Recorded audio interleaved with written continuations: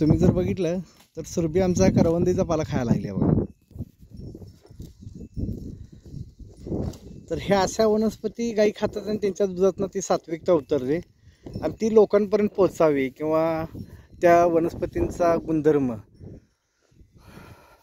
तर तुम्ही बघू शकता हे आता गायी आपल्या मसाई पठारावरती पठारावर चरायला जातात. तर कसं आहे, ज्या गायी चरतात डोंगरात हिंडतात तर त्या विविध प्रकारच्या वनस्पती आयुर्वेदिक खातात.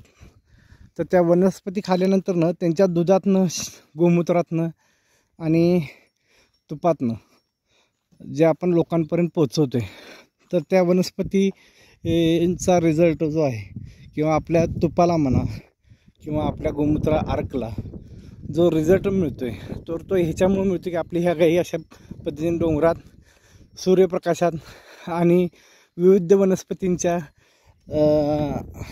जो भांडारा आहे आपल्या मसाई पठाराला तर त्या पठारावर चरतात.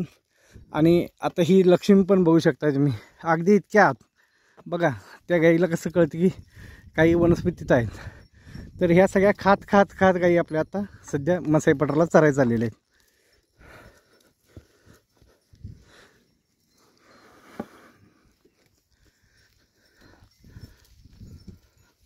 आणि हा एक व्ह्यू बघा तुम्ही.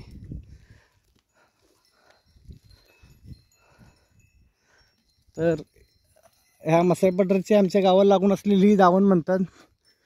आणि ह्या ओघळी आहेत बघा. इथे जे काही वाघ म्हणा किंवा इतर छोटे जे जीव आहेत ते एमर्जन्सी पावसाळ्या दरम्यान किंवा अजून सुद्धा राहत असतील. कारण तुम्ही जर बघितलं असा तर आत पावलांचे ठसे तसंच आहेत.